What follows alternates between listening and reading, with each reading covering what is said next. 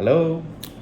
आज हम बात करने वाले हैं second pillar of health insurance, जिसे हम कहते हैं सुपर टॉपअप, और या फिर हम लोग उसको एज अ टॉपअप पॉलिसी भी जानते हैं। तो ये हमारा सेकंड पिलर की तरह कैसे वर्क करता है, मैं जैसे आपको थोड़ा सा ब्रीफ करता हूँ। देखिए, फर्स्ट पॉलिसी जो बेस पॉलिसी है उसमें कभी भी क्लेम लेते हैं तो हमारा एनसीबी नीचे आता है।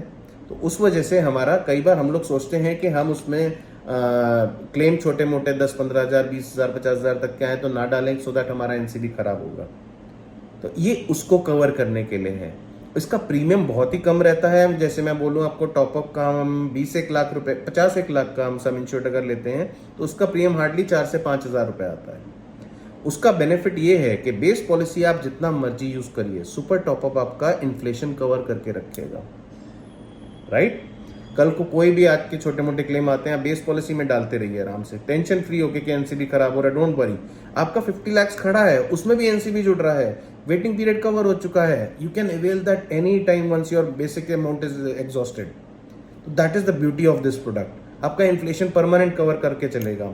इसमें भी क्यूमुलेटिव बोनस मिलते हैं, pre and post consumables, day care procedures, everything is covered.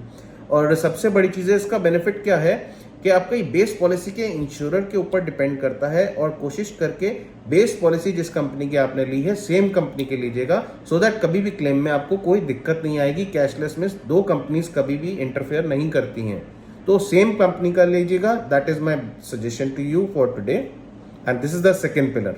Trusted नाम, फैंटास्टिक काम, समीर तनेजा, इंश्योरेंस बाबा।